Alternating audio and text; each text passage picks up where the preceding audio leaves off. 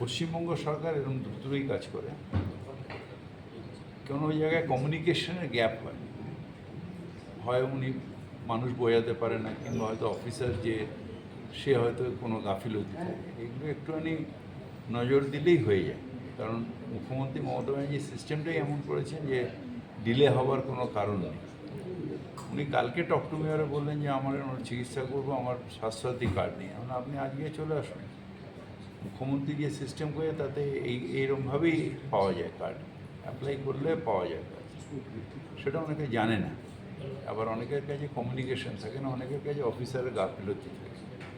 এগুলো আমরা এখানে ধরে করলাম, আমি কিছুই করিনি, আমি প্রসেসটা বলিয়ে দিয়েছি। তাতে হেলথ ডিপার্টমেন্ট থেকেই কার্ডটা ইস্যু হয়েছে। জিজ্ঞাসা রাখুন মমতা ব্যানার্জিকে, যদি কোনো অসুবিধায় আমরা সবাই আছি মমতা ব্যানার্জির সৈনিক হিসেবে। আমরা আপনাদের কাজ করার জন্য, আপনাদের সেবা করার জন্যেই মুখ্যমন্ত্রী আমাদের আছেন, ওনার নেতৃত্বে আমরা সবাই সেবা করে যাব।